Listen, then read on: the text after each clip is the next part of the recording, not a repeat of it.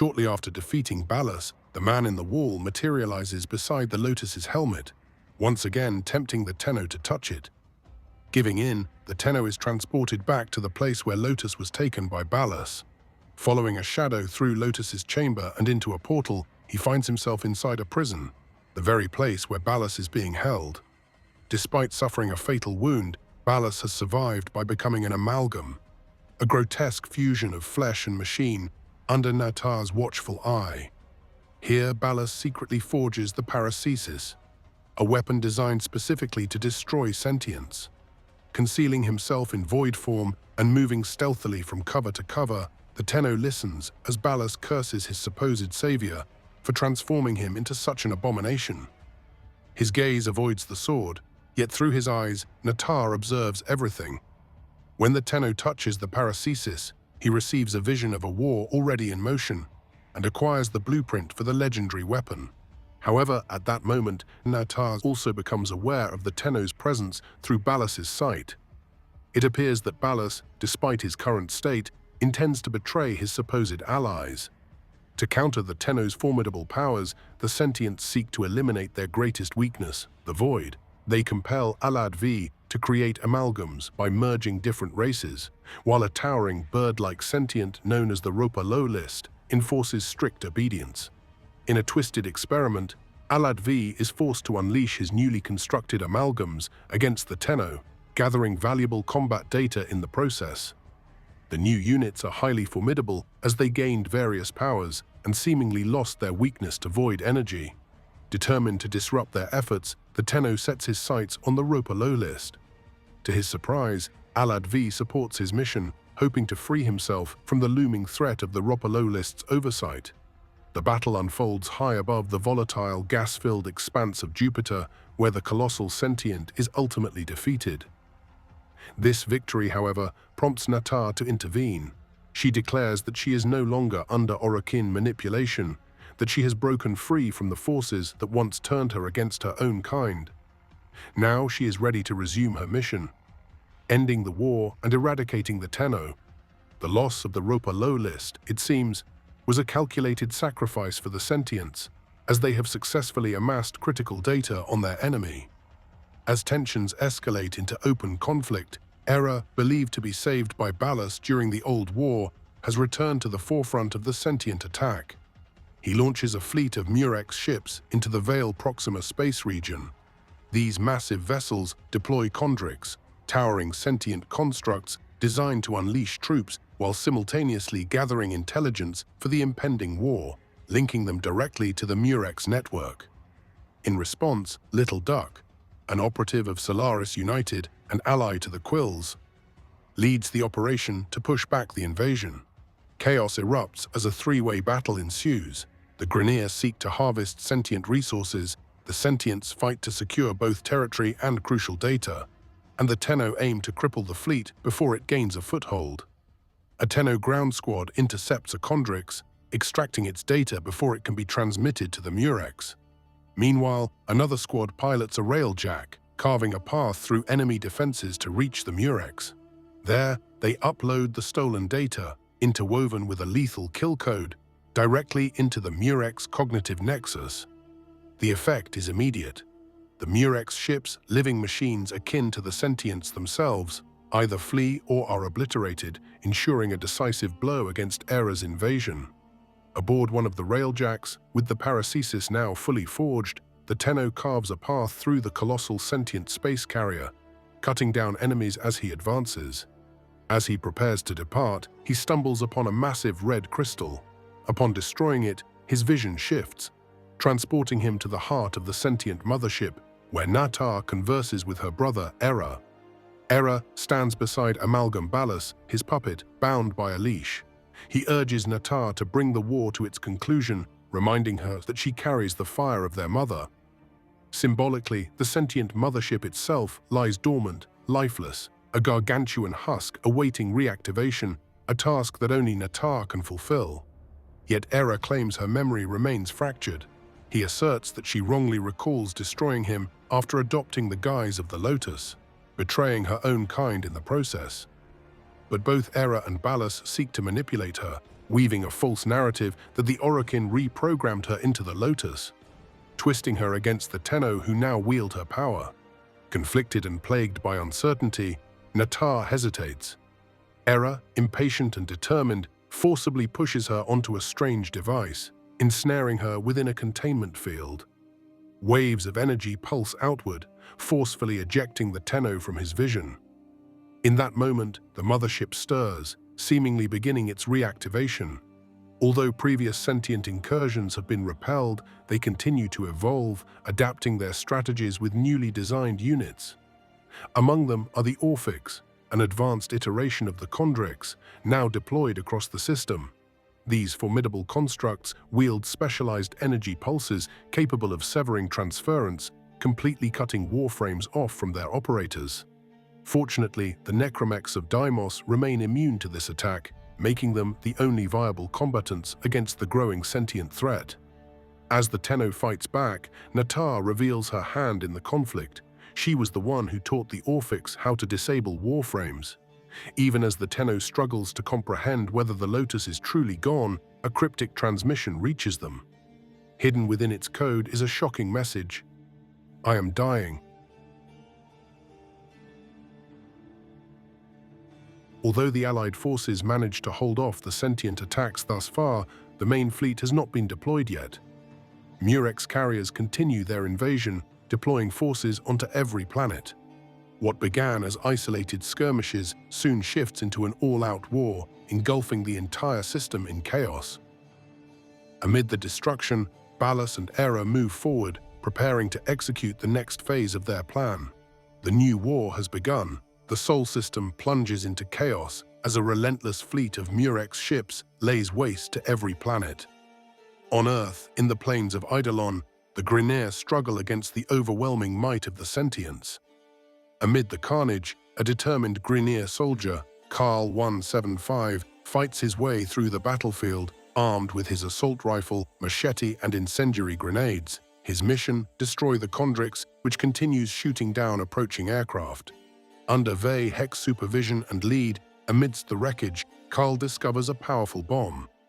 His one chance to bring down the Chondrix. As the battle intensifies, a fellow squad is decimated. The massive Tusk Thumper, a formidable Grineer tank, is instantly destroyed. With no one left standing, Carl presses forward alone. Gripping a broken Warframe's shotgun, he makes a desperate charge toward the Chondrix, initiating the bomb. But before he can complete his mission, Era intercepts him. With his innate sentient power to control smart machinery, Era halts the bomb's detonation and seemingly takes control of Carl's mind. In the Vale Proxima, a united Grineer and Corpus fleet wages war against a relentless Murex. Amid the chaos, Veso, a Corpus technician, is tasked by Alad V with re-establishing the ship's command overrides. However, as Veso pushes forward, he makes a chilling discovery. The sentients have seized control of their MOAS and machinery, turning Corpus technology against its own creators. Leading a small squad, Veso fights through collapsed corridors and waves of enemies, methodically clearing a path to his objective. Meanwhile, Alad V, ever opportunistic, insists on standing down fire control, seemingly in an attempt to appease the attackers. Before reaching the final override, Veso is confronted by a formidable enemy, the Jackal. The massive Corpus war machine, now influenced by the sentients, proves a brutal obstacle. With careful strategy and coordinated teamwork, Veso utilizes his companions effectively, overcoming the mechanical beast and pressing forward. At last, he reaches the final console. Alad V regains control, immediately ordering the crew to stand down, having brokered a deal to appease to the sentient. But Veso refuses to comply. In an act of defiance, he reactivates the heavy artillery, unleashing a devastating attack that annihilates both the sentient ship and his own, choosing destruction over submission. The Tenno joins the battle, piloting his railjack with Teshin by his side, their sights set on the commanding Murex. Before engaging, Teshin warns of the Orphic's fields. He vows to dismantle them, forbidding the Tenno from advancing until the task is done. As waves of sentient fighter ships descend upon them, the Tenno holds the line, obliterating enemy forces while Teshin prepares to infiltrate. Using the railjack slingshot, Teshin launches himself into the heart of the Murex. With Ordis's assistance, they systematically destroy 3 Orphix field reactors, finally clearing the path for Warframes to enter the battlefield. Venturing deeper into the Murex, Teshin scouts ahead, only to be ambushed by Era and Ballas. Forced into submission, a mask veil is placed upon him, a dangerous device designed to cloud his mind and bring him under Ballas's control. Though Teshin manages to tear the veil away, his resistance is met with brutal force, and Era seemingly delivers the killing blow. The Tenno arrives too late. Before him stand Era and Ballas, their treachery fully realized, just as Nattar's cryptic warning had foretold. Ballas, now in command of the Sentients, has twisted Nattar into a tool for his own ambitions. With cruel intent, he reveals her, weak and fading, before draining her life essence with a kiss, leaving her to die. A portal opens by Ballas' control. Nattar is pulled toward it, but the Tenno catches her, holding on desperately. With fading strength, she pleads to be let go. But before the Tenno can act, Ballas wields the paracesis. In one swift motion, he severs Nattar's hand, then, unable to kill the Tenno outright, he drives the blade deep through his chest. As Teshin and the two are cast into the void portal, Ballas makes his final move, attempting to entrap them in an endless time loop. With no major threat left to challenge Ballas, the entire system falls under his iron rule. The sentient forces conquer and subjugate every planet, enslaving their inhabitants under the Nama faction. Bound by mask veils, the people are mind-controlled, reduced to mere tools for Ballas's dictatorship. Amidst this oppression, a lone drifter arrives on Earth, determined to raid a Nama encampment and liberate the veiled prisoners. Stealthily maneuvering through the stronghold, he frees several Ostron captives, only to be ambushed by an Archon. A monstrous fusion of sentient and Warframe, the Archon is powered by concentrated sentient energy, an Archon shard.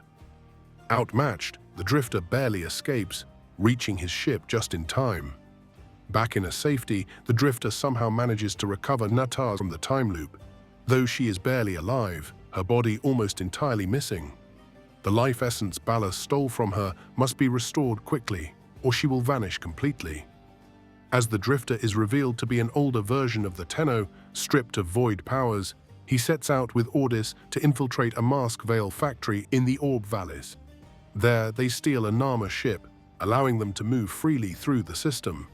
With Nattar's condition rapidly deteriorating, the drifter embarks on a desperate journey to Uranus in search of her father, Hanhao. Upon arrival, he is captured by the Stalker. Though still hostile, the two recognize the greater threat, and Hanhao agrees to assist in their shared struggle. He explains that the Archon shards may hold the key to restoring Nattar's strength, and grants the drifter a legendary sentient bow, Nattaruk, capable of slaying the Archons. As the drifter prepares to depart, Era intercepts them, clashing with Hanhao. His father counters, urging Era to abandon his misguided servitude. Era, in strong belief he is not being manipulated by Ballas, promises to find Nattar, now aware of her survival. Determined, the drifter tracks down the first Archon, a serpent-like beast. In a fierce battle, wielding Nattaruk, he slays the creature. Before it can resurrect, the Stalker tears the shard from its body and hands it to the drifter. With the first shard, Nattar regains part of her form, but she is far from complete. Furious, she demands more. The second battle proves even deadlier as sentient forces intensify their resistance.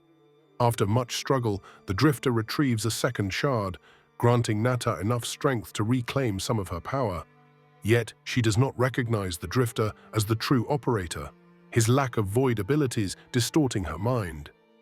In a frenzied rage, she unleashes devastating sentient lasers. To protect the drifter, Ordis sacrifices his drone body, shielding him and shattering in the process. Enraged, Nattar grips the drifter by the throat, choking him until he collapses. In his fading consciousness, a vision unfolds. The Zariman incident. He witnesses the pivotal moment when the Tenno, in desperation, strikes a deal with the Indifference. It is this agreement that grants the Tenno his void powers, his defense against the monstrous fate that befalls the adults. In doing so, the Tenno inadvertently transfers these abilities to the Drifter. Snapping back to reality, the Drifter harnesses his newfound void abilities, repelling Natah's attacks. In that instant, the Tenno replaces the Drifter, who finds himself back on the Zariman. Natah finally sees the true operator, snapping out of her rage and departs, determined to confront Ballas and Error. It seems the man in the wall, intentionally or not, has ensured the Tenno's survival. Though the reason remains unknown, perhaps this intervention serves to remind him of upholding his part of the deal, whatever that may be. Ballas, sensing the Tenno's return, erupts in fury. He commands Error to recall the sentient fleet, preparing for Natah's arrival. His plan is clear. He will use her to eliminate the Tenno once and for all. Shortly after Natah's departure, the Zariman mysteriously reconnects with the current timeline. Whether this is the Drifter's doing, who now resides on it, or a consequence of the two versions of the Tenno being linked, remains uncertain. The operator sets out for the Zariman, which now remains half-anchored in a void portal. Here, the operator encounters the Drifter, giving him some explanations, but being extremely cryptic in the process. The Drifter is not merely an aged-up version of the Tenno, but rather a being from an entirely different reality. Unlike the operator, he was never saved from the Zariman 10-0, which only further shows the puzzling nature of the indifference. Yet certain questions remain unanswered. The older Tenno does not explain how he replaced the operator, nor how he managed to recover Natah. However, the paradox of them both now existing in the same reality dictates that only one of them can actively occupy regular space, and together they decide. The Drifter will be the one to end the war, while the operator presumably remains on the Zariman, though at all times available to switch places as needed. Leaving the Zariman, the Drifter, now possessing void powers, takes control of the Warframes. Determined, he follows Natah back to Cetus, ready for the final confrontation. In Cetus, the Tenno unmasks several veiled Ostrons, uncovering the full extent of Nama's devastation. The faction has ravaged the Unum's Orokin Tower, extracting her temple kuva, an invaluable substance used to cure their void sickness. The Drifter frees Konzu from captivity. In assistance, Konzu grants him an airship to ascend to the Murex, still stationed atop the ruined Orokin Tower. Natah, however, forbids the Drifter from following. She believes it is her own fight to kill Ballas, who is already en route to the sun aboard the mothership Pragaza. With Pragaza's immense power, Ballas seeks to absorb the sun's energy entirely. Determined to handle the battle alone, Natah attempts to stop the Drifter. She knocks him off the Murex before leaping toward Pragaza. In response, Cephalon Psi arrives with the railjack, and they immediately give chase. As they close in on the burning star, the sun's heat waves begin to overwhelm the railjack. Taking cover behind debris from the shattered sentient fleet, they maneuver close enough to board the mothership. Before the Drifter can arrive, Natah crashes the Murex directly into Pragaza, causing severe damage. An Orphix field is deployed, preventing Warframes from entering. Forced to adapt, the Drifter boards Pragaza in his necromech. Unexpectedly, Error appears. He admits his mistake. Ballas has deceived him, and now he seeks to save Natah before it's too late. Together, they resolve to kill the third Archon, the final step in fully restoring Natah. Yet Pragaza is rapidly destabilizing from the impact of the Murex. As they push forward, the ceiling collapses, nearly burying them. In a last act of defiance, Error holds back the wreckage just long enough for the Drifter to escape before succumbing to the falling debris. With the Orphix generators disabled by destroying its generators, the Warframe regains its functionality. The Tenno seizes the opportunity, destroying the final Archon and claiming its shard, the key to completing Natah's restoration. Moments after Natah arrives, the Tenno reaches Ballas's throne room for a final confrontation.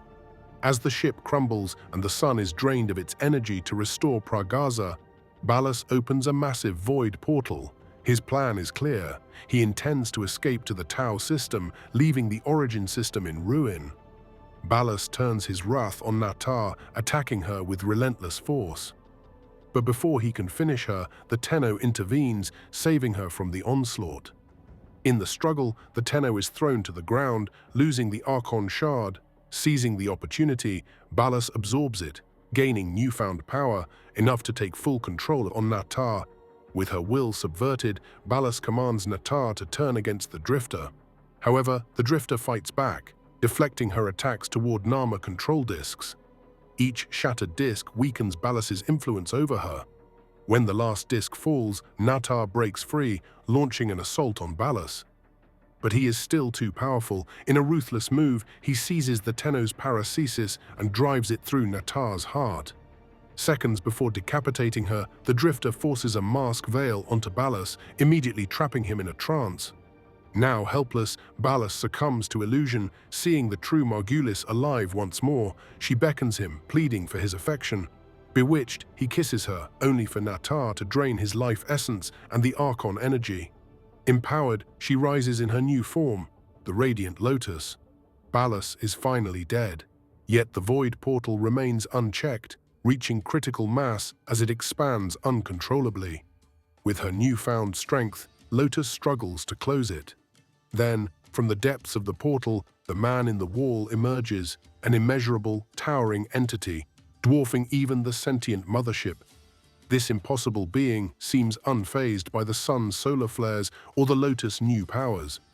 It speaks in its eerie void tongue, teasing and laughing in distorted mimicry of the Tenno. Before the portal collapses, it lunges toward Lotus, then vanishes completely. Lotus collapses, weakened but alive. The Drifter rushes to her aid, carrying her back to their base. When she awakens, she denies having seen anything emerge from the portal. Despite Ballas's death, the Nama threat persists. Recognizing the ongoing danger, Lotus resumes her role as the Tenno's guide, vowing to protect the Origin system. Meanwhile, the war's aftermath leaves the major factions fractured. Their alliances have crumbled, and each faction struggles to recover from devastating losses. Ballas, now a martyr to Nama fanatics, fuels the resurgence of their forces. Error has been lost, falling under the control of the Archon leader, Pazul. Once a peacekeeper in the Tau system, Pazul now acts as a parasite, suppressing Error's mind and bending him to his will. As Pazul rebuilds his Archon fleet, the Tenno fights tirelessly to prevent him from amassing unchecked power. With Lotus stationed on Lua, guiding the resistance, both the Drifter and the Tenno work to unravel their paradoxical nature, seeking answers to their link with the Void. Before suddenly emerging in place of the young Tenno from the original timeline during the New War, the Drifter remained trapped in an eternal time loop within the void of a fractured reality. Barely remembering his own name and stripped of all emotion, he wandered the floating islands of Duviri, a world shaped by his thoughts. Inspired by the storybook written by Eularia Entrati, as breathtaking as it was perilous, Duviri was adorned with colossal statues and grand cities inhabited by people, wildlife, and peculiar plants, drifting amidst an endless sea of clouds. In the distance, the Zariman loomed impossibly large, a decayed remnant of its former glory, ravaged by the void. The man in the wall had already begun tearing away pieces of the islands. Even Albrecht had once set foot in this realm, as documented in his personal journal.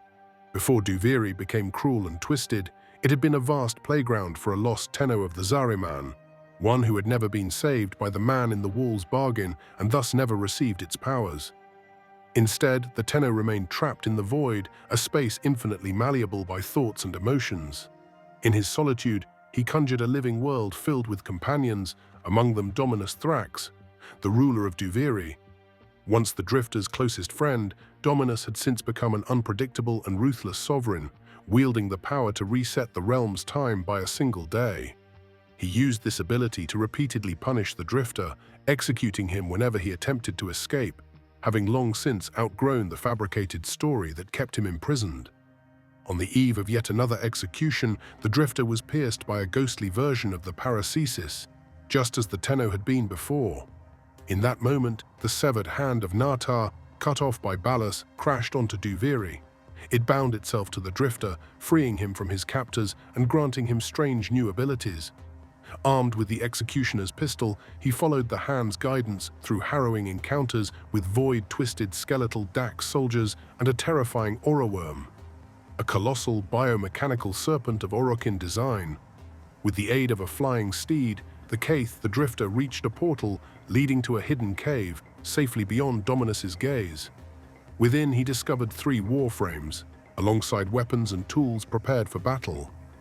An aged Teshin appeared, revealing that they had crossed paths countless times before, trapped in an endless cycle. He urged the Drifter to break free of his time prison. Whether the Void had resurrected Teshin or if this was merely another version of him remained unclear. Though Teshin insisted he wield a Warframe, the Drifter refused and instead took up Teshin's swords. As the Drifter departed for the mainland, Dominus, now consumed with rage, unleashed another Aura Worm. Though the Drifter fell in battle, the time loop reset, returning him to the cave once more. This time, he was persuaded to use a Warframe, harnessing the power of Natar's hand to do so. He ventured back into Duviri, slowly learning the land and undertaking various tasks for Teshin, helping the common folk and battling the corrupted Dax. In time, he acquired a piece of a figurine. As he examined it, fragmented memories surfaced. Teshin revealed that these belonged to Dominus himself, perhaps another lost Tenno from the Zariman. Gathering more pieces granted deeper insight into Duviri's origins. Before long, Teshin was captured by Dax soldiers at Dominus's command. A Dax gladius, an impostor, was sent in his stead. The Drifter gave chase, but he arrived too late. Teshin was executed. Overcome with fury and raw emotion, the Drifter seized control of an Aura Worm with the powers of Lotus's hand and laid waste to Dominus Thrax's towering stronghold. As the building crumbled, Dominus tumbled from his throne, dropping the final piece of the figurine. Connecting it, he remembers how he had created Duviri, granting him the powers to shape it again. With Dominus Thrax now reduced to a fearful, trembling child, the Drifter cast him aside and took the throne, wielding the power to reset the day himself. In doing so, he resurrected Teshin but restored Dominus's reign over Duviri. With newfound control over the realm, the Drifter gained the choice to finally leave. Teshin explained that the Warframes arrived in Duviri through the efforts of the Tenno from beyond its void prison. In gratitude, the Drifter was encouraged to aid them in return. Beyond Teshin's cave lay a door, one that connected Duviri to the Zariman. Through it, the Drifter had entered the original timeline, stepping back into the regular space of the Sol system sometime during the events of the New War.